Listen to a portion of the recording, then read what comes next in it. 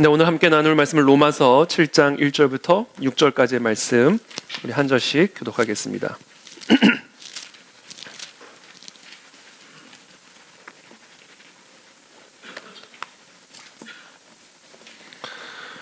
로마서 7장 1절부터 6절까지 우리 한 절씩 교독하겠습니다. 저부터 읽겠습니다. 형제들아, 내가 법 아는 자들에게 말하노니 너희는 그 법이 사람이 살 동안만 그를 주관하는 줄 알지 못하느냐?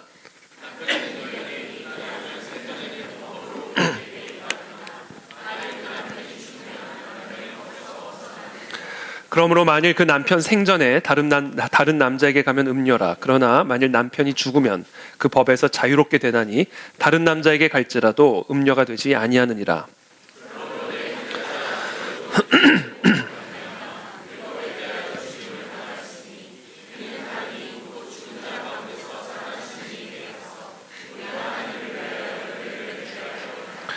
우리가 육신에 있을 때에는 율법으로 말미암는 죄의 정욕이 우리 지체 중에 역사하여 우리로 사망을 위하여 열매를 맺게 하였더니 이제는 우리가 얽매였던 것에 대하여 죽었으므로 율법에서 벗어났으니 이러므로 우리가 영의 새로운 것으로 섬길 것이요 율법 조문의 묵은 것으로 아니할지니라.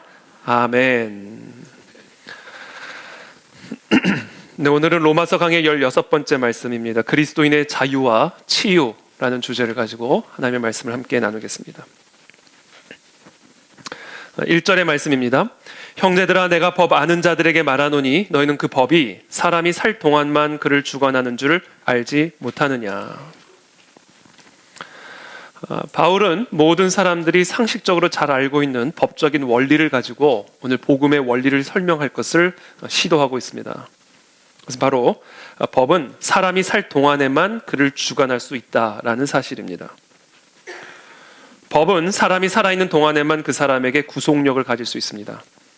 그래서 나를 얽매고 있는 모든 법적인 의무와 책임으로부터 벗어날 수 있는 길은 오직 하나밖에 없습니다. 내가 죽는 겁니다. 사도 바울은 이와 같은 법적인 원리를 혼인법에 적용하여 좀 더 구체적으로 설명합니다. 2절의 말씀 함께 읽겠습니다. 시작.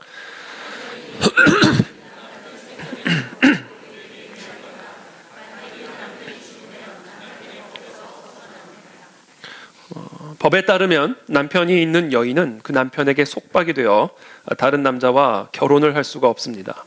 하지만 그녀의 남편이 죽으면 그 아내는 더 이상 남편에게 속박되지 않고 자유케 되어 자신이 사랑하는 다른 남자와 새롭게 결혼할 수 있는 자유를 얻게 됩니다. 그러므로 만일 그 남편 생전에 다른 남자에게 가면 음녀라. 그러나 만일 남편이 죽으면 그 법에서 자유롭게 되나니 다른 남자에게 갈지라도 음녀가 되지 아니하느니라. 법에 따르면 남편이 있는 여인이 남편이 죽기 전에 다른 남자에게 가면 그것은 간음입니다. 그러나 만일 남편이 죽게 되면 그 남편과의 첫 번째 결혼은 끝이 나게 되고 그 아내는 그동안 그녀를 속박하고 있던 혼인법으로부터 자유케 되어 다른 남자와 재혼할 수 있는 자유를 얻게 됩니다. 자, 이 모든 자유는 바로 남편의 사망으로부터 말미암아 주어지는 자유입니다. 사도 바울은 이와 같은 법적인 원리를 사용해서 율법과 그리스도인의 관계에 적용을 하면서 다음과 같이 복음의 원리를 도출해내고 있습니다. 7장 4절의 말씀입니다. 그러므로 내 형제들아, 너희도 그리스도의 몸으로 말미암아 율법에 대하여 죽임을 당하였으니 이는 다르니 곧 죽은 자 가운데서 살아나신 이에게 가서 재혼해서, 그렇죠? 율법이라고 하는 옛 남편이 죽었으니 율법으로부터 죽임을 당하였으니 이제 그 율법의 속박으로부터 자유케 되어 다르니 곧 죽은 자 가운데서 살아나신 이에게 가서 그와 연합하여 우리가 하나님을 위하여 열매를 맺게 하려 함이라. 먼저 사도 바울은 지금 설명한 그와 같은 법적인 원리에 기초하여 너희도 죽었다 이렇게 말씀하고 있습니다. 너희도 그리스도의 몸으로 말미암아 죽임을 당하게 되었다. 예수 그리스도의 몸이 십자가에서 죽으심으로 말미암아 너희의 몸도 그리스도의 몸 안에서 그리스도와 함께 죽었다. 자, 그런데 이 죽음은 율법에 대한 죽음이다 이렇게 말씀하십니다. 마치 내가 죽으면 내 아내가 나의 속박으로부터 자유케 되듯이 그리스도와 함께 내가 죽음으로 말미암아 그동안 나를 얽매고 있던 율법의 속박으로부터 자유케 되었습니다.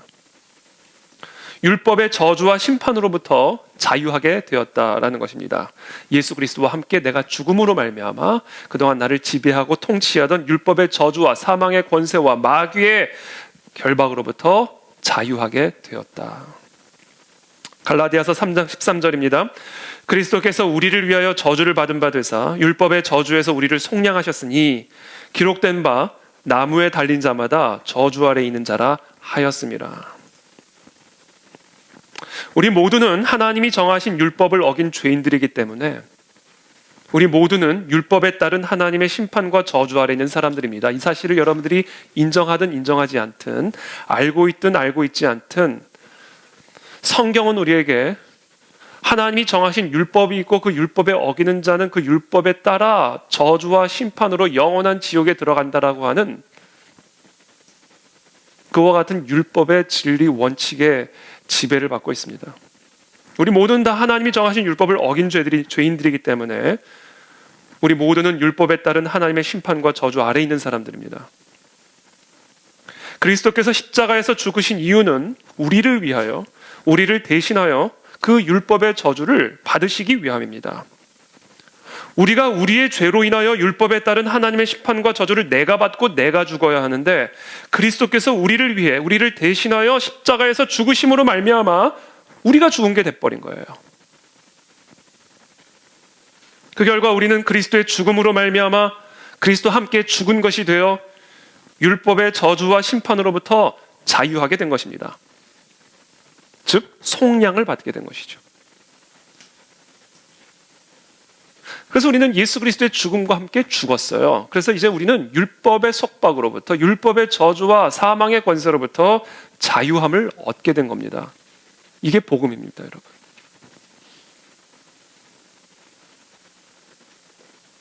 그 결과 이제 우리는 어떻게 되었는가? 마치 남편의 죽음으로 말미암아 남편으로부터 자유하게 되어 자신이 사랑하는 다른 남자에게로 갈 수 있게 된 여인처럼 그리스도의 죽음으로 말미암아, 그리고 그 그리스도와 함께 내가 죽음으로 말미암아 나를 지배하던 율법으로부터 자유하게 된 우리는 이제 우리의 옛 남편인 율법을 떠나 우리의 새 신랑인 그리스도에게로 가 새로운 연합을 이루게 되었다라는 거예요. 그리고 이와 같은 모든 일의 궁극적인 열매, 궁극적인 목적은 바로 예수 그리스도와의 새로운 연합을 통하여 하나님을 위한 열매를 맺게 하기 위함이다 라고 이야기를 하고 있는 것이죠. 4절의 말씀인 것이죠. 다시 한번 읽어드리겠습니다. 그러므로 내 형제들아 너희도 그리스도의 몸으로 말미암아 율법에 대하여 죽임을 당하였으니 이는 다른 이 곧 죽은 자 가운데서 살아나신 이에게 가서 우리가 하나님을 위하여 열매를 맺게 하려 함이라. 우리는 예수 그리스도의 대속의 피를 믿음으로 말미암아 그리스도와 함께 십자가의 죽임을 당하게 되었고 그 십자가에서 죽음을 통하여 우리는 율법의 속박으로부터 자유하게 되었고 그 결과 이제 우리는 우리의 새 신랑 예수 그리스도와 연합한 자가 되어 그 그리스도의 통치 아래 살아가는 자들이 되어 하나님을 위한 열매를 맺는 삶이 되었다라고 선언을 하고 있는 것입니다. 그러면서 계속해서 5절에 말씀하십니다. 우리가 육신에 있을 때에는 율법으로 말미암는 죄의 정욕이 우리 지체 중에 역사하여 우리로 사망을 위하여 열매를 맺게 하였더니, 그렇죠. 우리는 예수 그리스도의 보혈의 피로 말미암아 죄 사함을 얻고 율법의 속박으로부터 자유하게 되었어요. 그래서 하나님을 위한 열매를 맺게 되었는데 그 열매의 이름은 바로 자유라고 하는 열매입니다. 여러분 이제 우리 모두는 율법의 속박으로부터 자유케 되었음을 믿으시기를 축복합니다. 근데 우리가 그 자유를 얻기 이전에는 어떤 상태였는가? 5절에 이렇게 말씀하시죠. 우리가 육신에 있을 때에는 율법으로 말미암는 죄의 정욕이 우리 지체 중에 역사하여 우리로 사망을 위하여 열매를 맺게 하였더니, 우리가 예수 그리스도로 말미암아 죽기 이전의 상태를 사도 바울은 육신에 있을 때라고 표현합니다. 우리가 육신에 있었을 때는 어떤 때인가? 죄의 정욕이 우리 지체, 즉 우리의 육체 중에 역사하고 있을 때라고 사도 바울은 설명합니다. 여러분, 육신과 육체는 다릅니다. 육체는 우리의 몸이죠. body입니다. 물질이에요. 육신이란 무엇인가? 죄의 정욕의 지배를 받고 있는 우리의 육체가 육신입니다. 성경에서 육신과 육체를 다르게 표현을 하는데, 육체는 우리의 몸이고 죄의 정욕의 지배, 죄의 권세의 지배, 마귀의 권세, 사망의 권세의 지배를 받고 있는 몸을 육신이다, 이렇게 말을 하는 겁니다. 사도 바울은 특별히 우리가 예수 그리스도를 믿기 이전에 육신에 있을 때는 죄의 정욕의 지배를 받고 있었다라고 말을 하는데, 특별히 율법으로 말미암는 죄의 정욕이 우리의 육체 속에서 역사했다, 이렇게 기록을 하고 있습니다. 율법으로 말미암는 죄의 정욕이라고 표현한 이유는 내 육체가 죄의 정욕의 지배를 받고 있다는 사실은 오직 율법을 통해서만 확인할 수가 있기 때문에 그렇습니다. 로마서 7장 7절에서 사도 바울은 이렇게 말합니다. 그런즉 우리가 무슨 말을 하리요? 율법이 죄냐? 그럴 수 없느니라. 율법으로 말미암지 않고는 내가 죄를 알지 못하였으니 곧 율법이 탐내지 말라 하지 아니하였더라면 내가 탐심을 알지 못하였으리라.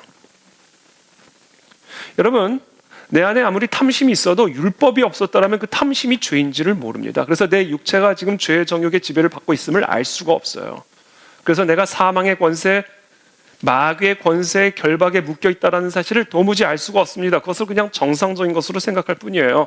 근데 율법이 우리 안에 세워질 때, 율법이 우리 안에 선명하게 대언되어질 때 우리는 무엇을 발견하게 되냐면, 그 율법으로 말미암아 내 육체가 죄의 정욕의 지배를 받고 있구나, 마귀의 권세에 결박에 묶여 있었구나, 사망의 통치 아래 있는 것이구나 라고 하는 사실을 깨닫게 되는 거예요. 율법이 없으면 죄를 죄로 깨달을 수가 없습니다. 그러므로 우리는 율법으로 말미암아, 하나님이 우리에게 계시하신 이 율법으로 말미암아 나라는 존재가 그냥 좋은 존재, 깨끗한 존재, 멋있는 존재가 아니라 그냥 죄의 정욕 덩어리 그 자체구나 라는 사실을 내가 알게 되는 거예요. 그래서 우리의 육체가 마귀의 종, 마귀의 권세 아래 있음을 알게 되는 겁니다. 제가 항상 말씀드리죠. 죄와 마귀와 사망은 동의어다. 우리는 율법을 통해 내가 죄의 정욕의 지배를 받고 있고, 그래서 마귀의 권세 아래 살아가고 있고, 그래서 사망의 통치, 그래서 영원한 지옥에 들어갈 수밖에 없는 사망의 권세에 묶여 있는 자라는 사실을 알게 되는 거예요.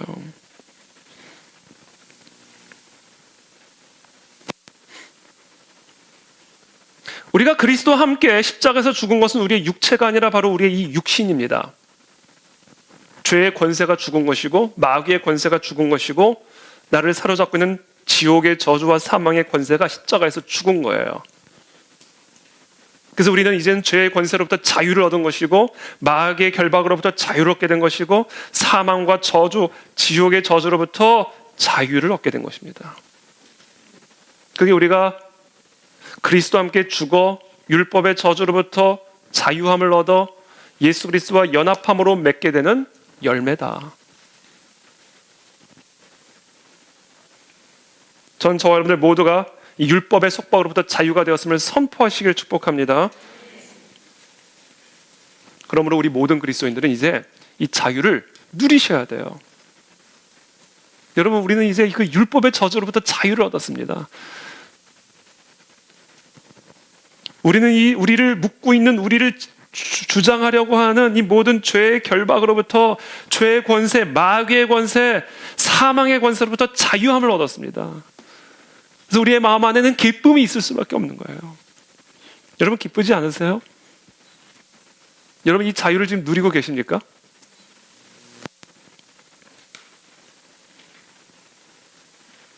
(7장 6절에) 이제는 우리가 얽매였던 것에 대하여 죽었으므로 율법에서 벗어났으니 이러므로 우리가 영의 새로운 것으로 섬길 것이요 율법 조문에 묵은 것으로 아니할지니라.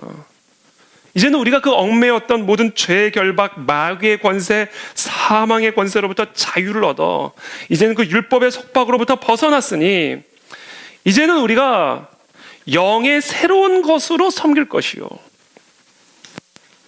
율법 조문의 묵은 것으로 하나님을 섬기지 아니할 것이니라. 이제 우리가 예수 그리스도와 함께 죽음으로 그리스도와 연합된 자로서 이제 우리는 어떻게 살아야 되는가? 우리는 어떻게 예수 그리스도를 섬기고 하나님을 섬기는가? 성령의 새로운 것으로 하나님을 섬겨라. 더 이상 율법의 그 묵은 조문으로 하나님을 섬기지 말라. 그렇다면 이 성령의 새로운 것, 이 성령의 새로운 것은 무엇입니까? 성령이 우리에게 주신 그 새로운 게 뭐예요? 그게 바로 은혜입니다. 은혜. 이제 우리는 더 이상 율법의 묵은 조문 아래 거하는 자들이 아니라 우리의 모든 죄를 대신하여 십자가에서 죽으심을 당한 그 예수 그리스도의 한량없는 은혜 아래 거하는 자들이라는 거예요. 그 은혜로 하나님을 섬기라는 거예요. 그 은혜를 당신들의 생명으로 삼으라는 겁니다. 지금 사도 바울은. 그 은혜가 우리가 하나님을 예배하고 하나님을 섬기는 생명이 되게 하라는 겁니다. 그러므로 이제 그리스도 예수 안에 있는 자에게는 결코 정죄함이 없나니, 여러분 우리가 무슨 죄를 저질렀다 할지라도 예수 그리스도의 대속의 피를 믿음으로 말미암아 이제는 우리 율법의 속박으로부터 자유해지게 되었습니다. 그렇기 때문에 그리스도 예수 안에 있는 자에게는 결코 정죄함이 없습니다. 이는 그리스도 예수 안에 있는 생명의 성령의 법이, 생명의 성령이 주시는 이 새로운 법이, 은혜의 법이 죄와 사망의 율법의 묵은 조문의 법에서부터 너를 자유케 하느니라, 해방시켰느니라.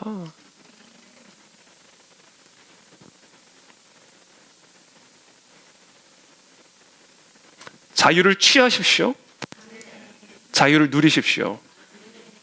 우리의 생각을 묶고 있는 모든 정죄, 참소, 마귀의 결박으로부터 온전한 자유를 누리시기를 축복합니다. 그러나 현실은 그렇지 않은 경우가 많이 있죠. 우리가 예수 그리스도를 영접하기 이전에 또는 심지어 예수 그리스도를 영접한 이후에라 할지라도 육신으로 인한 깊은 상처가 더 이상 율법 아래에 있지 않고 은혜 아래에 있는 우리들의 삶 속에 지속적인 영향을 미치고 있어서 은혜 아래에 있으면서도 은혜로 말미암는 자유를 누리지 못하는 그리스도인들이 많이 있습니다. 우리가 육신으로 살아갈 때 우리의 몸이 죄의 정욕의 지배, 마귀의 지배, 사망의 저주 아래에 있을 때 경험했던 그 육신에 있었을 때 일들에 대한 감정과 기억과 상처들이 여전히 내 안에 그대로 남아 있어서 예수 그리스도를 영접한 이후에 은혜 아래에 있는, 더 이상 율법 아래에 있지도 않은데 은혜 아래에 있는 우리들의 삶에 지속적인 영향을 미쳐서 정상적인 신앙생활을 하지 못하게 만드는 그런 일들이 비일비재합니다. 그래서 제가 오늘 여러분들에게 축복하는 겁니다. 그 자유를 다시 취하십시오. 마치 자신의 남편이 죽었음에도 불구하고 그 남편으로부터 받은 상처와 아픔의 기억에 묶여서 새로운 남편으로 말미암는 자유와 기쁨과 행복을 누리지 못하고 은혜의 선물로 주어진 새로운 삶을 향하여 한 발자국도 전진해 나가지 못하는 그런 그리스도인들이 많이 있습니다. 그렇기 때문에 예수 그리스도를 믿음으로 말미암아 율법의 속박으로부터 자유케 된 우리 그리스도인들은 예수 그리스도와 온전한 연합을 이루었다면, 그 그리스도의 은혜 아래 거하고 있다면 우리가 육신에 있었을 때의 삶에 대한 기억이 치유를 받아야 됩니다. 우리가 육신에 있었을 때 경험한 고통스럽고 절망적이고 공포스럽고 수치스러운 기억들을 치유하지 못한 채 그대로 살아가게 되면, 비록 우리가 예수님을 믿음으로 은혜 아래 거한다 해도, 율법의 속박으로부터 벗어나 이미 승리하신 은혜 아래 거한다 해도 그 과거의 기억은 끊임없이 우리의 방어벽을 뚫고 나와 그리스도와 함께 동행하는 우리의 정상적인 생활을 끊임없이 방해하게 될 것입니다. 육신으로 살아갈 때 경험한 다양한 상처 입은 기억들은 우리의 새로운 삶을 방해하는 주범 중에 주범입니다. 죄는 우리에게 상처를 입힙니다. 마귀에게 순종하면 반드시 우리는 상처를 입습니다. 두려움, 수치심, 죄책감 등등의 상처 입은 감정을 갖게 됩니다. 불에 손을 대는데 화상을 입지 않을 수 있는 방법은 없는 것이죠. 마귀의 수하에 들어가는 순간 마귀는 우리에게 상처를 입힙니다. 그리고 그와 같은 상처 입은 감정은 그와 같은 감정을 일으킨 사건에 대한 기억과 연동이 되어 있기 때문에 그 상처 입은 감정은 그때 그 상황의 기억으로 끊임없이 재소환이 됩니다. 그때 그 자리, 그때 그 장소, 그때 그 시간.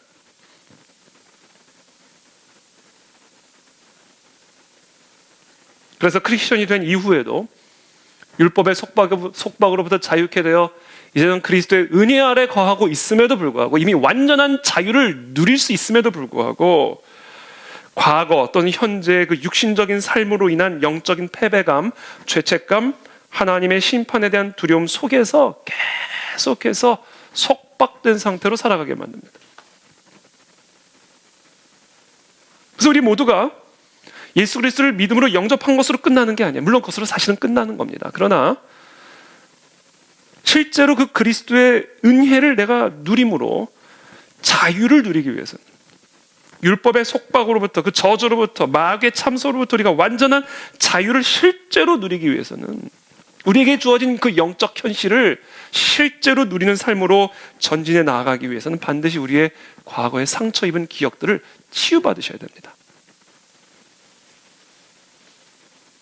그래서 오늘 본문을 통해서 예수님의 그 십자가의 죽음으로 말미암아 우리를 모든 율법의 저주와 속박으로부터 구원한 이 은혜로 말미암은 자유에 대한 약속은 그래서 곧 치유에 대한 약속이기도 한 거예요. 치유가 일어나야 자유가 주어지기 때문에 그래요. 그러므로 우리가 예수 그리스도의 은혜로 말미암아 자유를 누리게 되었다는 이야기는 오늘 주님이 우리에게 약속하시는 겁니다. 내가 반드시 치유하리라 약속하신 거예요. 저는 오늘 그와 같은 치유가 일어나게 되기를 축복합니다. 그게 바로 십자가에서 일어난 일이에요. 예수님께서 우리를 대신하여 찔림으로 우리가 나음을 얻게 된 겁니다. 십자가에서 예수 그리스도의 죽음은 우리에게 완전한 치유를 가져다 주는 사건이었고 그것으로 말미암아 완전한 자유를 가져다 주는 사건입니다.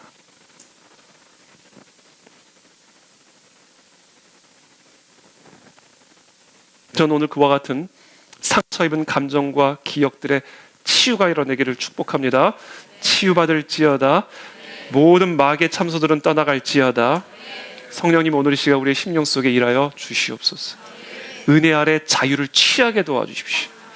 마귀의 그 온갖 속임수를 이 시간 예수 그리스도의 보혈의 피로 대적하고 밟고 일어나게 하여 주시옵소서.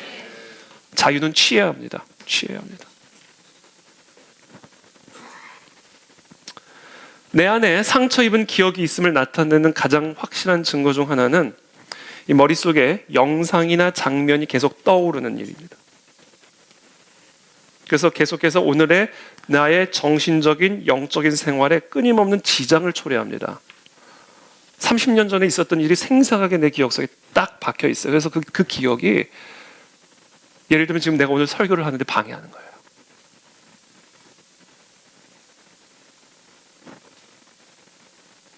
여러분들의 마음속에 계속 떠오르는 영상들이 있습니까? 그 영상들이 당신을 가만히 내버려 두지 않고 거듭거듭 재현되고 있습니까?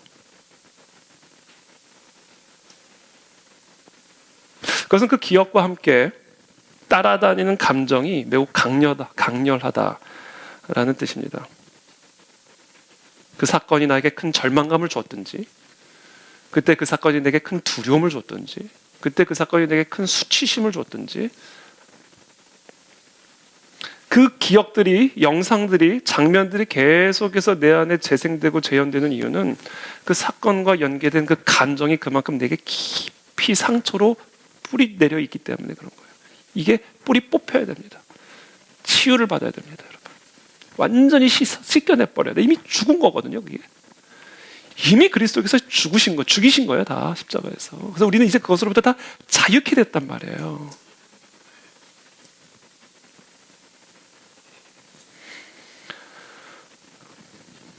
이미 죽은 것을 완전히 죽이는, 다시는 내 삶에 나타나지 못하고 나를 주장하지 못하도록 이미 죽은 것을 정말 죽은 것으로 여기기 위해서 우리가 해야 할 방법에 대해서는 제가 설교 말미에 말씀드릴게요.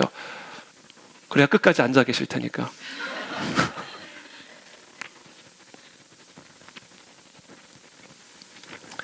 먼저 우리의 마음의 생각 속에 끊임없이 재현이 되는 그런 장면의 특성, 그 사건의 내막은 사람마다 다 다릅니다. 제 안에도 있고 여러분들 안에도 있습니다. 저도 최근에 그 영상을 보여주셔서 기도하는 가운데 제가 10대 청소년 때 그 기억만큼은 생생해요. 아주 생생해요.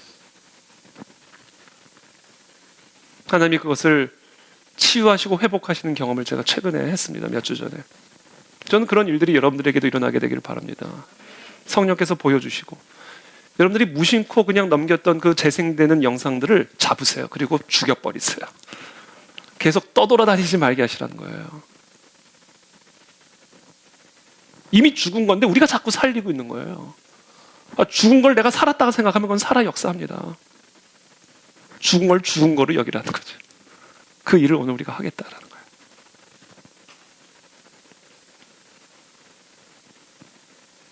일단 우리에게 계속해서 끊임없이 올라오게 만드는 장면, 영상, 생각들이 갖고 있는 아주 공통적인 특징 첫 번째는 상처입니다. 상처와 연계되어 있습니다.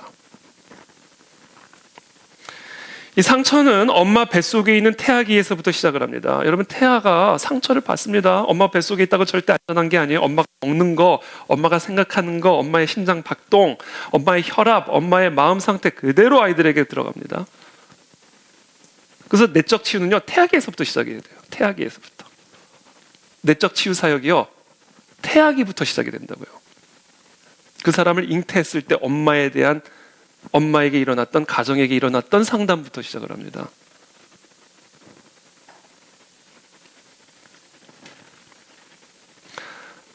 이 상처는 엄마 뱃속에 있는 태아기에서부터 시작을 해서 유아기, 유년기, 사춘기를 거쳐 청년기와 장년기에 이르기까지 삶의 모든 시기에 걸쳐서 일어날 수가 있습니다. 특별히 우리가 받은 상처의 중심에는 뭐가 있냐면 거절감이 있습니다. 거부당한 상처. 우리를 거부한 사람이 내게 특별히 중요한 사람이거나 의미가 있는 사람이라면 우리가 느끼는 거부감은 훨씬 더 커집니다. 특히 어린 시절, 특별히 학령기 이전 또는 초등학교 저학년 때 거부당한 경험은 큰 아픔을 남깁니다. 예를 들면 갑작스러운 사고나 질병, 피할 수 없는 죽음 등을 통해 느끼는 거부감이죠. 부모, 형제, 친척, 교사, 목회자, 친구와 같은 내게 의미 있는 사람들이 어쩔 수 없이 다른 일이나 다른 사람들에게 우선순위를 두는 경우에 나는 거부감을 느낍니다. 거절감을 느낍니다. 한 청년이 있었습니다. 낮은 자존감과 우울증으로 고통을 겪고 있는 청년입니다. 지금부터 제가 말씀드리는 이 사례는 제가 개인적으로 직접적으로 알고 있는 사례가 아니라 일반적으로 사람들에게서 나타나는 현상들은 거의 다 비슷합니다. 그래서 그것을 대표할 수 있는 사례들을 제가 여러분들에게 소개하는 겁니다.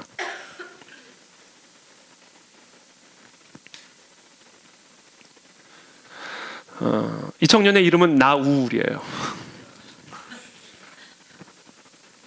낮은 자존감과 우울증으로 고통을 겪고 있는 청년입니다. 그러나 그는 매우 신실한 그리스도인입니다.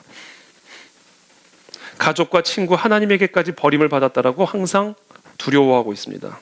자, 이 청년의 핵심적인 문제는 거부당하는 것이었어요. 그래서 스스로를 격리시키고 그래서 또 다른 거절을 통해 상처를 받지 않기 위한 자기 나름대로의 보호책을 마련했습니다. 이 모든 거절감의 시작은 자신이 4살 때 여동생이 태어난 사건으로부터 말미암아 시작이 됩니다. 그의 어머니는 어려운 임신 기간을 통해 극도로 고통스러운 해산을 경험합니다. 설상가상으로 그렇게 태어난 여동생은 선천적인 장애를 가지고 태어나게 됩니다. 이 동생이 태어나기 전까지 온 가족의 사랑과 관심을 독차지하던 이 청년은 자신이 누렸던 그 모든 관심들을 이 동생에게 빼앗기게 됩니다. 그것은 이 청년에게, 이 4살짜리 꼬마에게는 말할 수 없이 큰 충격이었어요. 부모의 의도와는 달리 이 청년은 소외감을 느꼈고 자신이 고의적으로 거부를 당했다라고 인식을 했기 때문에 극심한 상처를 받았습니다. 이 청년의 상처와 거부감은 두려움과 분노와 죄책감이 뒤범벅된 것이었습니다. 그는 어머니의 입덧과 난산, 온전하지 못하게 태어난 동생 등 이 모든 상황들이 다 자기 잘못 때문이라고 생각을 했습니다. 자신이 품은 나쁜 감정, 자신이 행한 나쁜 일 때문에 하나님이 벌을 내리셨다라고 생각을 했습니다. 성인들에게는 이런 이야기가 우스꽝스럽게 들릴지는 몰라도 4살짜리 아이에게는 매우 합리적이고 심각한 이야기입니다. 내가 잘못해서 하나님이 나에게 이런 벌을 내리신 것이다. 그런 두려움을 갖게 되는 거죠. 하나님으로부터의 거절감까지 경험하게 되는 겁니다. 두 번째, 우리의 기억에 상처를 가져다주는 두 번째 감정은 바로 수치심입니다.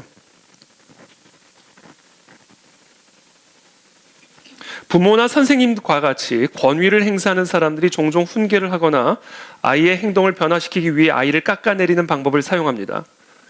이 방법은 즉각적인 효과가 있기 때문에 어른들은 이것이 옳다라고 생각을 합니다. 그러나 그 어른들은 마음이 여린 아이들의 마음속에 고통스러운 기억이 박혀서 그들의 연약한 자존감에 깊은 상처를 남긴다는 사실을 좀처럼 인식하지 못합니다. 수년간 낮은 자존감과 싸운 한 자매는 화장을 할 때마다 마음속에 떠오르는 내적인 자아상에 대해 매우 고통스러워했습니다. 그녀는 매우 엄숙한 가정에서 자랐고 아버지는 어떤 화장이든 모든 화장을 죄악시했습니다. 여러분, 특별한 행동을 죄악시하는 것은 매우 조심스러운 일입니다. 화장하는 게 뭐가 죄악이에요? 그렇죠? 그런데 이 아버지는 어떤 화장이든 모든 화장을 죄악시했어요. 그녀가 10대 초반일 때였습니다. 어느 날 아침 그녀는 그 나이에 종종 생기는 여드름을 감추려고 분을 조금 많이 발랐어요. 당시에 느꼈던 고통스러운 수치심을 회상하면서 이 자매는 이렇게 말을 합니다. 아빠는 저를 조롱했어요. 그리고 제가 하얀 얼굴을 한 암소처럼 보인다라고 비꼬았어요. 그리고는 의미심장하게 덧붙였습니다. 아빠는 제가 성장하는 동안 한 번도 예뻐 보인다라고 말한 적이 없습니다. 어쩌면 그녀의 아버지는 딸의 매력적인 모습이 남자애들과 문제를 일으키게 될까 두려웠을지도 모릅니다. 그러나 외모를 깎아내려서 딸을 보호하려는 것은 잘못된 방법입니다. 아기가 없었다 해도 정신적인 충격이 줄어드는 것은 아닙니다. 매우 많은 부모가 죄책감, 수치심, 굴욕 등을 통해 자녀를 다스리려고 시도하는데 그것은 언젠가 반드시 치유되어야만 하는 고통스러운 기억들의 씨앗이 됩니다. 때로 수치스러운 기억은 특정한 사건보다는 성장기의 전체적인 가정 분위기와 관련이 되기도 합니다. 예를 들어서 알코올 중독자인 부모가 있었다라고 가정해 보시죠. 또는 이혼한 부모의 가정, 또는 너무 가난했던 그런 가정에서 성장한 아이가 있었다라고 가정해 보시죠. 그런 가정에서 성장하는 아이들은 어머니나 아버지의 음주 문제를 감춰야 하는, 또는 우리 아버지 어머니가 이혼한 상태라고 하는, 너무나 가난한 가정이라고 하는 그런 가정 속에서 성장을 해야 됐기 때문에 어린 아이든 자신들의 친구를 집에 초대할 수 없는 그런 구실을 만드는데 명수가 됩니다. 너희 집에 놀러 가자라고 이야기를 해도 그것을 피할 수 있는 여러 구실을 만들어내는데 명수가 되죠. 반은 진실이고 반은 그럴싸한 변명을 대면서 살아야 하는 그런 분위기는 청소년의 마음에 수치심과 거짓을 키웁니다. 다른 사람들과 다른 상황, 늘 즐거운 시간을 빼앗겨야만 하는 그런 느낌은 기억 속에서 수치심과 고통으로 점철이 되어 그들의 기억과 감정에 큰 상처를 남깁니다. 공포심, 어둠에 대한 두려움, 버림받았거나 홀로 내버려진 것에 대한 두려움, 가치 있는 일을 해내지 못한 실패에 대한 두려움, 성적인 생각, 성관계, 성욕에 대한 두려움, 사람과 사람을 믿는 것에 대한 두려움, 암이나 다른 심각한 질병에 대한 두려움, 하나님과 마지막 심판에 대한 두려움, 용서받을 수 없는 죄를 짓는 것에 대한 두려움, 미래에 대한 두려움, 가까운 사람의 죽음이나 나의 죽음에 대한 두려움, 이런 두려움들이 우리를 속박합니다.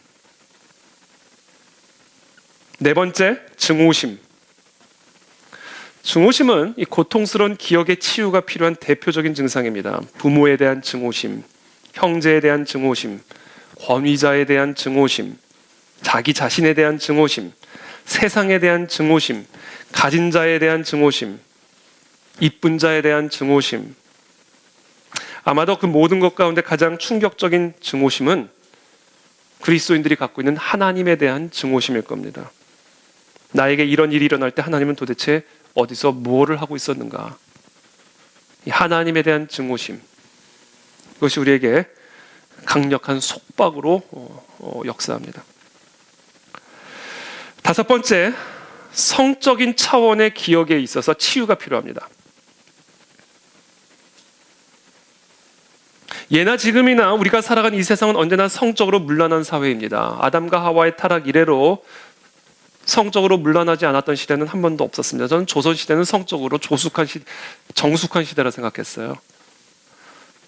조선시대 역사를 보니까 예나 지금이나 소돔과 고모라나 지금이나 옛날이나 차이는 없습니다.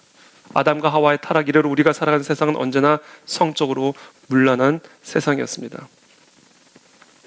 그래서 성으로 인한 고통스러운 기억을 가진 사람들도 계속해서 늘어나고 있습니다. 성으로 인한 고통스러운 기억을 가진 자들을 돕는 일은 사실 오늘날의 목회 사역에 있어서 너무너무나 중요한 사역입니다. 그러나 당연히 쉬운 사역은 아닙니다. 이 영혼의 어두운 저장소에 있는 비밀 가운데 성적인 비밀만큼 조심스럽게 깊이 파묻힌 것은 없기 때문에 그렇습니다. 물에 들어가지 않고 물에 빠진 사람을 끌어올릴 수 없는 것처럼 강단이라는 이 단단한 방탄판을 앞세운 채 멀리서 이 성적인 고통으로 아픔을 겪고 있는 사람들을 도울 수 있는 길은 사실상은 없습니다. 성적인 기억이 고통스러운 이유는 많이 있습니다. 첫 번째, 성적인 관심은 우리 모두의 존재 중심에 있기 때문에 그렇습니다. 우리는 남성, 여성, 성적인 존재입니다. 우리 모두는 다 성적인 존재이기 때문에 이 성적인 고통, 성적인 기억의 상처는 우리의 자아상에 직접적인 타격을 가합니다. 두 번째, 성적인 기억이 고통스러운 이유는 성은 매우 강력한 감정이기 때문에 그래요. 그래서 이 성을 통해서 느끼는 감정을 우리가 갖기 위해서는요, 충분히 성숙된 상태가 돼야 됩니다. 왜냐하면 그 성이 가져다주는 감정이라고 하는 것, 느낌이라고 하는 것은 너무너무나 강력하기 때문에, 강렬하기 때문에 그것을 감당할 수 있는 인격적, 육체적 성숙이 필요해요. 왜냐하면 그 감정이라는 게 너무나 강력하기 때문에 그래요. 그래서 우리 10대 청소년 아이들이 자유롭게 성생활을 하는 것은 이거는 어마어마하게 파괴적인 일이 될 수 있습니다. 그것을 감당할 수 있는 그 감정을 이 아이들이 감당할 수가 없어요. 너무나 강력하기 때문에. 아동 성학대가 그렇게 끔찍한 이유가 이것은 마치 110V 전선에 1000V가 들어가는 거예요. 이거는 전선이 타버립니다. 완전 파괴가 돼버려요. 그만큼 이 성이 가져다주는 느낌, 감정은 강력하기 때문에 전인적인 성숙이 뒷받침되지 않으면 이거는 어마어마한 파괴적인 감정으로 나타나게 되는 거예요.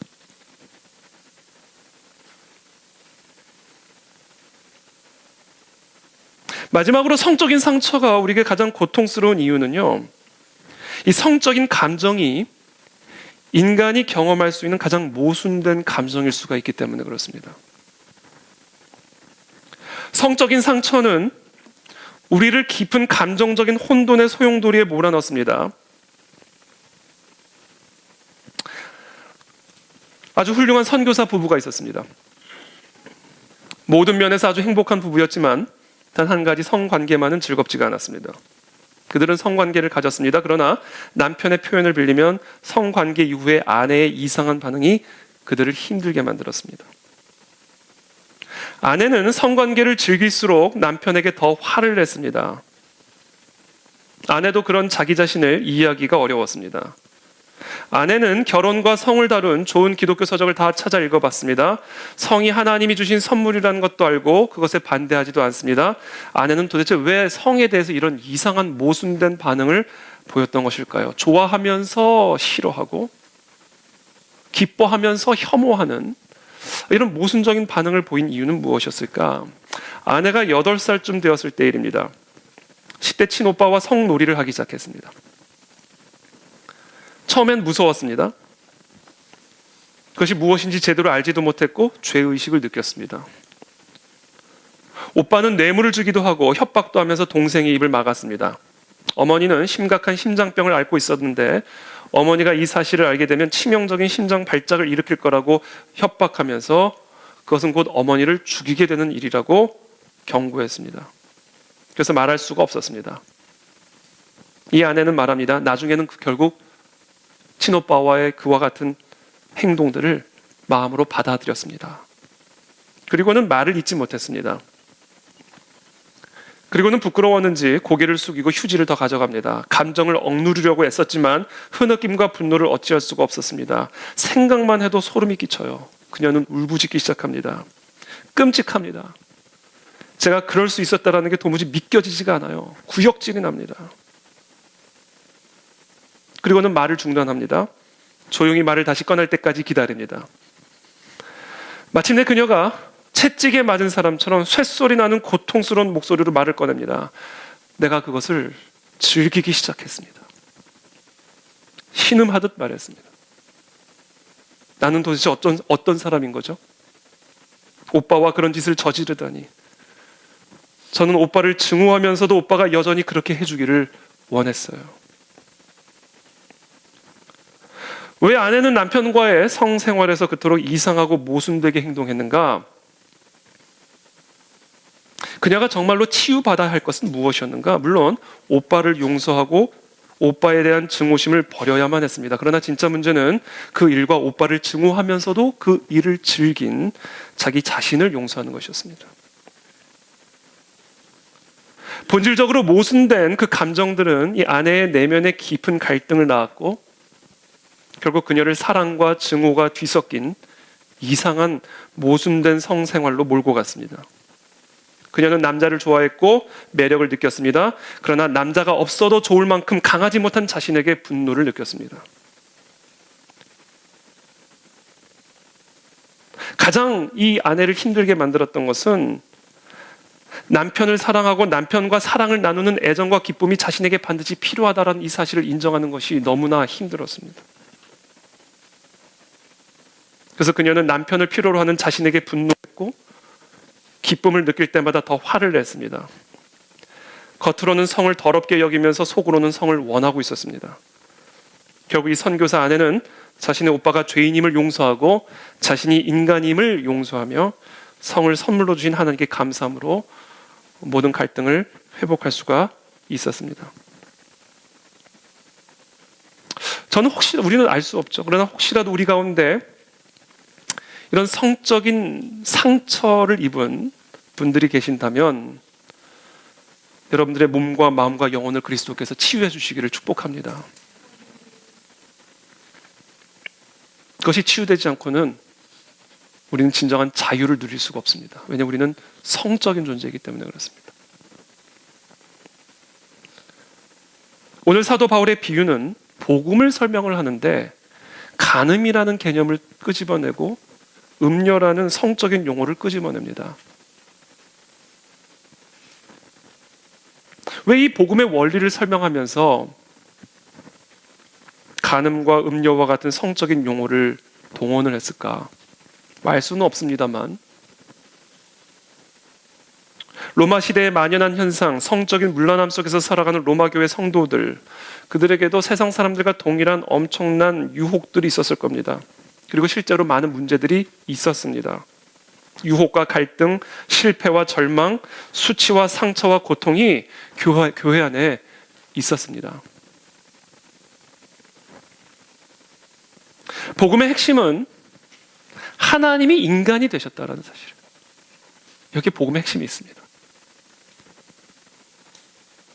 여러분들에게 예수 그리스도가 인간이 되는 만큼 여러분들은 치유를 경험할 겁니다. 전능하신 하나님이 나와 같은 인간으로 내려오는 만큼 우리는 그분을 통해 치유를 얻을 거예요.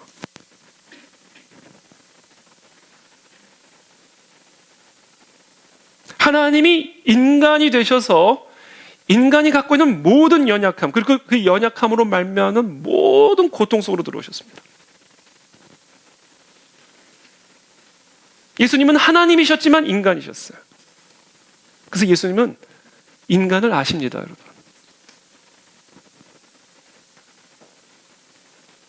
여러분은 예수님이 밤마다 포르노에 탐닉하는 사람들의 마음을 모를 거라고 생각하십니까? 전지전능하신 하나님이시기 때문에 아실 뿐만 아니라 그와 같은 성적인 유혹을 직접 경험해 보셨기 때문에 아세요. 예수님은 성적인 수치심이 무엇인지를 너무나 잘 아십니다. 십자가에 못 박히신 예수님, 여러분 십자가에 못 박히신 예수님은 알몸이었어요. 당시 유대인들은 십자가형에 처해지는 죄수의 옷을 다 발가 벗겨버렸습니다. 실오라기 하나 걸치지 못하게. 후대의 화가들이 차마 속옷도 걸치지 않은 예수의 알몸을 그릴 수가 없었기 때문에 속옷을 입혀놓은 것이지, 예수님은 온 세상에 자신의 성기를 드러내셨습니다. 그와 같은 성적 수치를 경험하셨어요.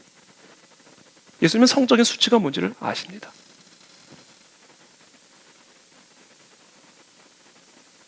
예수님은 인간이셨어요. 그래서 우리가 겪는 모든 연약함을 다 가지고 계셨고,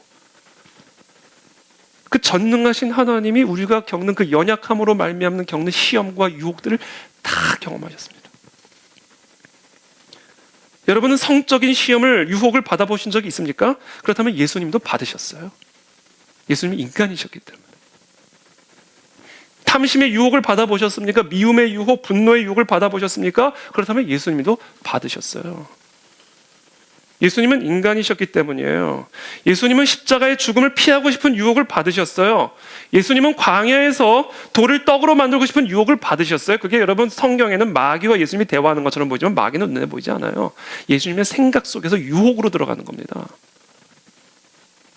먹어라, 먹어라, 먹어라. 뛰어, 내려라, 내려라, 내려라. 내 앞에 절을 하고 이 모든 천하만국의 영광을 취해라, 취해라, 취해라. 유혹이 들어오는 거예요.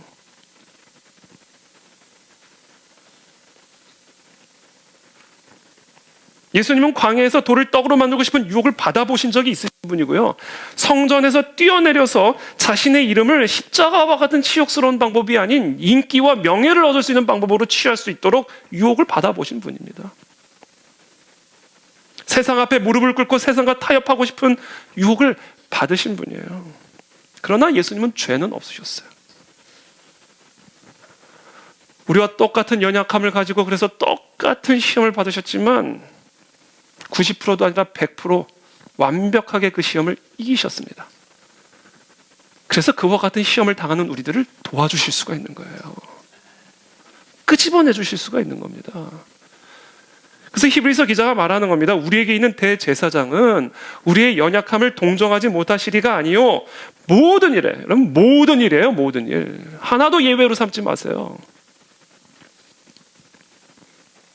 내가 경험하는 거 예수님 똑같이 다 경험했습니다. 모든 일에 우리와 똑같이 시험을 받으시니로되 죄는 없으시니라. 그러므로 우리는 긍휼하심을 받고, 왜? 나를 아시니까.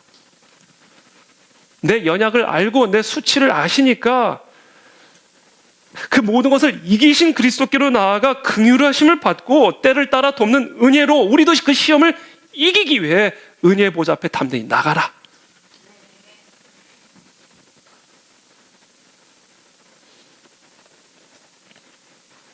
히브리서 2장 14절부터 이렇게 말씀합니다. 자녀들은 혈과 육에 속하였음에 그도 또한 같은 모양으로, 예수님도 또한 같은 모양으로 혈과 육을 함께 지니심은 죽음을 통하여 죽음의 세력을 잡은 자 곧 마귀를 멸하시며 또 죽기를 무서워함으로 한평생 매여 종로로 타는 모든 자들을 놓아주려 하심이니, 이는 확실히 천사들을 붙들어 주려 하심이 아니요 오직 아브라함의 자손을 붙들어 주려 하심이라.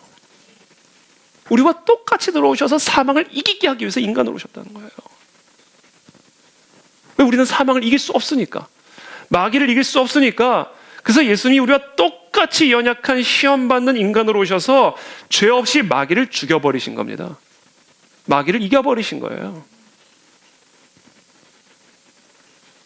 그러므로 그가 범사의 형제들과 같이 되심이 마땅하도다. 이는 하나님의 일에 자비하고 신실한 대제사장이 되어 백성의 죄를 속량하려 하심이라. 그가 시험을 받아 고난을 당하셨은즉 시험 받는 자들을 능히 도우실 수 있느니라. 그러므로 이제 저와 여러분들은 세 가지를 하셔야 됩니다. 첫 번째, 저와 여러분들의 죄나 실패나 상처나 상처 입은 기억을 정확하게 구체적으로 하나님께 고백하셔야 돼요. 마치 그림 그리듯 말로 하나님께 고백하셔야 돼요. 여러분, 어떤 그림을 보면 꼭 사진 같잖아요. 하도 섬세하게 그려가지고 여러분들의 영상에 남아있는 그런 기억들, 여러분들 계속 속박하고 있는 그런 결박들, 여러분 그것을 마치 사진처럼 말로 하나님께 고백하세요. 구체적으로. 그만큼 그것은 죽어나갑니다.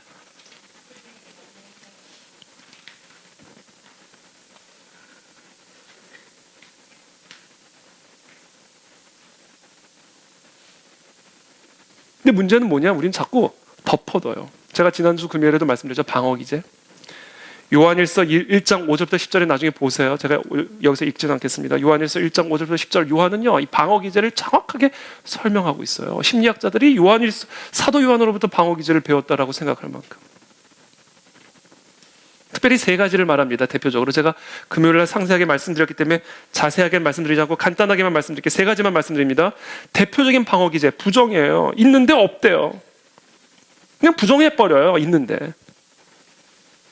증오심이 있고 수치가 있고 유혹이 있는데 없다고 그냥 얘기를 해버려요.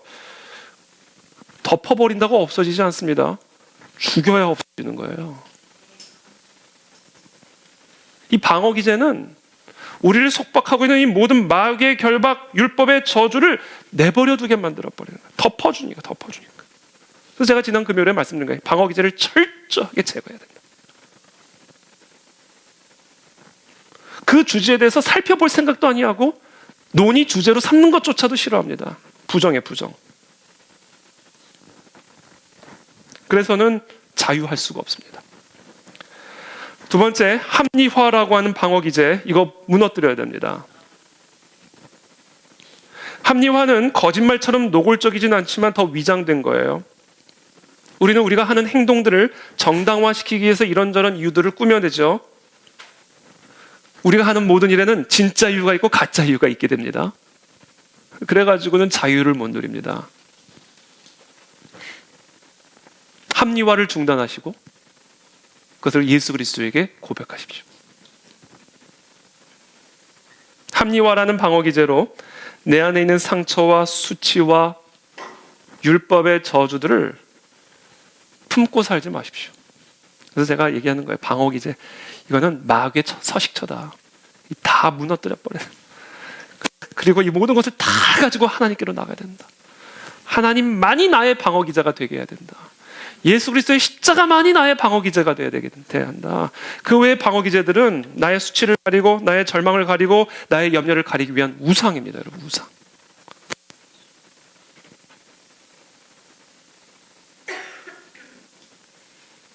세 번째 방어기제가 있는데 그건 투사. 제가 지난 금요일에도 말씀드렸죠. 내 문제를 자꾸 남의 탓으로 돌려요. 아빠가 그랬으니까 내가 이렇게 된 거예요. 엄마가 그때 그런 결정을 해가지고 내가 이 모양 이 꼴이 된 거예요.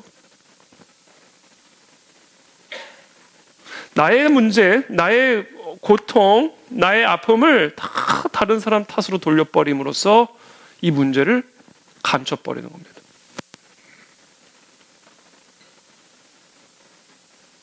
여러분, 우리가 자유해지기 위해서는 내 안에 깊이 숨겨져 있는 문제의 핵심들을 끄집어내서 구체적으로 하나님 앞에 아뢰고 구체적으로 십자가에 못 박아버려야 됩니다.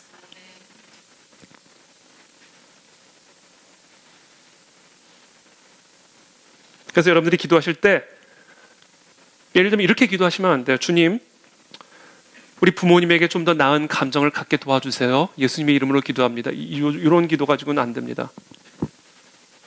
오빠를 용서하도록 도와주세요. 이런 정도의 기도 가지고는 내 안에 상처 입은 기억들이 치유를 받을 수 없고 자유를 누릴 수가 없습니다. 나를 속박하고 있는 그런 감정적인 상처와 기억의 상처들이 완전히 치유를 받으려면 구체적으로 기도. 예를 들면 이런 거예요. 주님, 제가 그날 실수로 아버지 책에 물을 엎질렀습니다. 그걸 보신 아버지가 제 장난감을 방에 내던지서 깨뜨리시고, 그리고 제가 울기 시작하자 아빠가 나를 놀려대기 시작했습니다. 저는 너무 화가 났습니다. 아버지가 정말 미웠습니다. 그래서 그날 오후 아버지가 사고를 당하셨을 때 나는 너무 기뻤습니다. 회개합니다. 그 상황을 아주 이거 제 얘기가 아니에요. 이건 참고로 구체적으로 기도하세요. 구체적으로 그림 그리듯, 사진 찍는 그림 그리듯, 기억을 할 수 있는 최대한들을 기억을 동원해서 성령님의 은혜를 구하면서 그때 내가 느꼈던 감정, 내가 그렇게 했던 동기, 그때 그 사람이 나한테 했던 말, 행위, 이런 것들을 구체적으로 하나님 앞에 고백함으로써 죽여버리라는 거죠. 십자가에 못 박아버리라는 거예요.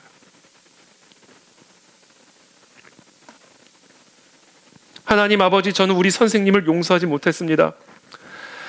선생님은 다른 아이가 잘못한 일을 제가 한 것으로 단정을 하시고 반 아이들 앞에서 제게 모욕을 주셨습니다. 거짓말을 한 친구에게도 보복하고 싶었습니다. 그러나 이제 그들을 용서합니다. 그리고 주님, 오랫동안 분한 마음을 품어온 것을 용서해 주시옵소서. 그렇죠?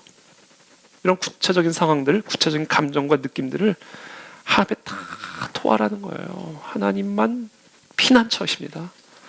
그러니까 여러분들, 하나님만이 여러분들에게 피난처가 되게 하세요. 그래서 제가 몇 주 전에 배설의 원리를 말씀드렸죠. 배설의 법칙. 우리는 우리의 감정과 기억을 배설하는 훈련들을 배워야만 합니다.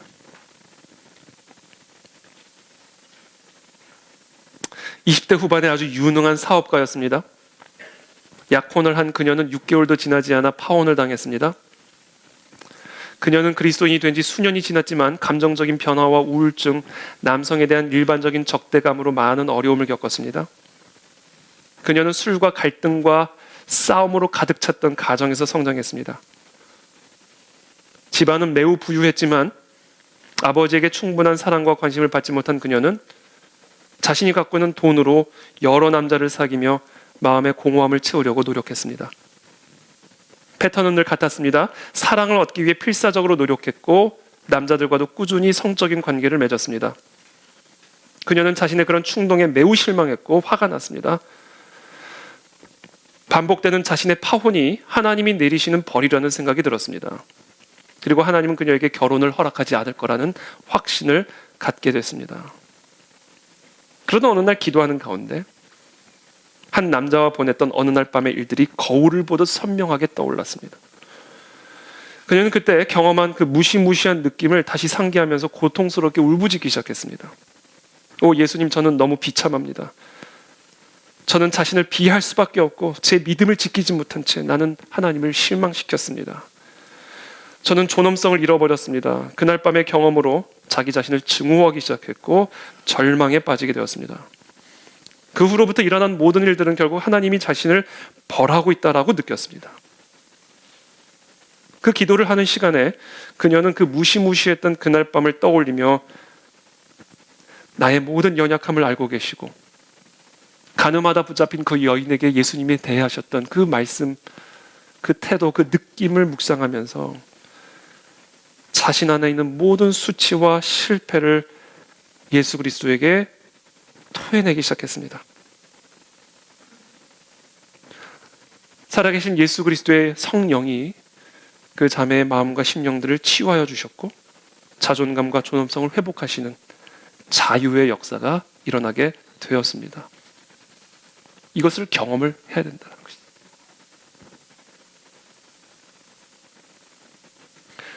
그래서 여러분, 이 내적 치유의 원리는요, 예수님이 다 안다 이거예요. 예수님이 다 안다.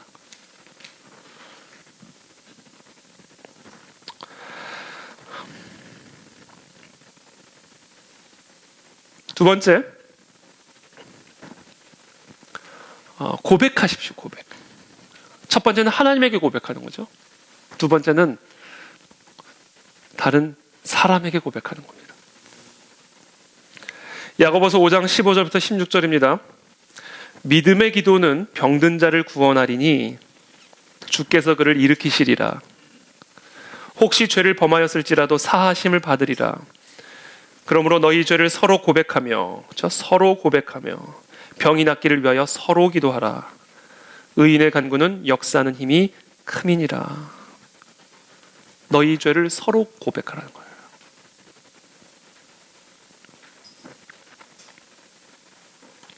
존스 홉킨스 의과대학의 제임스 페네베이커 박사가 연구한 내용에 따르면 자신의 사정을 다른 사람들에게 말하지 못하는 가책과 같은 정서적인 짐이 있을 때 우리는 내적인 스트레스를 받게 되는데, 그래서 다양한 질병을 유발하기도 하는데, 이 다른 사람들에게 그와 같은 것을 털어놓는 것은요, 이런 내적인 스트레스로부터 우리를 자유케 해준다는 거예요. 예수님이 최고의 심리학자잖아요, 우리 예수님은.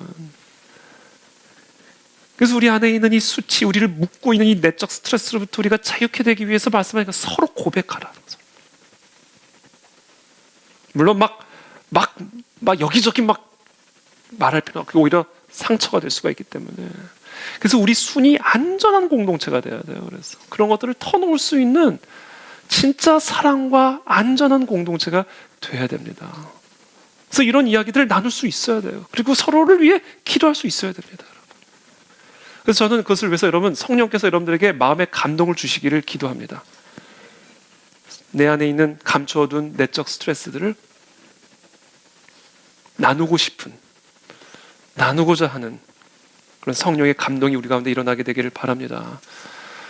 그리고 그것을 위해 서로 기도할 때 우리는 이와 같은 자유를 경험하게 된다는 것이죠. 다윗은 이 진리를 이미 수천 년 전에 선포했습니다. 시편 32편의 말씀입니다. 허물의 사함을 받고 자신의 죄가 가려진 자는 복이 있도다. 마음에 간사함이 없고 속임이 없고 여호와께 정죄를 당하지 아니하는 자는 복이 있도다. 내가 입을 열지 아니할 때에 종일 신음함으로 내 뼈가 쇠하였도다. 주의 손이 주야로 나를 누르시오니 내 진액이 빠져서 여름 가뭄에 마름같이 되었나이다. 내가 이르기를 내 허물을 여호와께 자복하리라 하고 주께 내 죄를 아뢰고 내 죄악을 숨기지 아니하였더니 곧 주께서 내 죄악을 사하셨나이다. 이로 말미암아 모든 경건한 자는 주를 만날 기회를 얻어서 주께 기도할지라. 진실로 홍수가 범람할지라도 그에게 미치지 못하리이다. 주는 나의 은신처이오니 환난에서 나를 보호하시고 구원의 노래로 나를 두르시리이다. 하나님만이 우리의 피난처. 하나님이 우리에게 말합니다. 나에게 고백하고 서로가 고백하라. 세 번째, 마지막입니다. 함께 기도하라. 함께. 야고보서에서도 말씀하시는 너희 죄를 서로 고백하고 병이 낫기를 위해 서로 기도하라.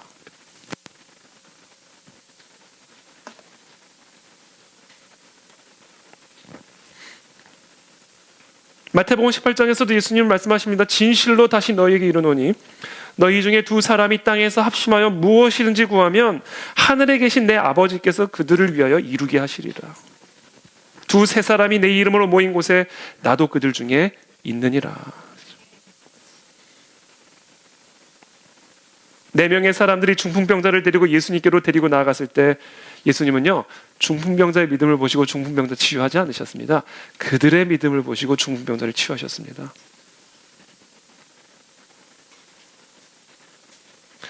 나의 속사람을 들추어내면 마음이 심란해지죠. 잘 덮어놓고 살았는데 다 끄집어낼 생각하면 마음이 막 복잡해집니다. 심지어 짜증도 납니다. 불쾌함도 느낄 수 있어요. 그러나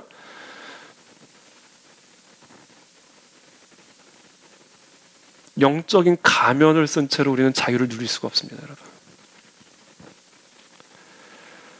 저는 오늘 이 시간 기도하고 축복합니다. 우리 안에 씌워놓은 영적 가면들이 다 벗겨지게 되기를 기도합니다.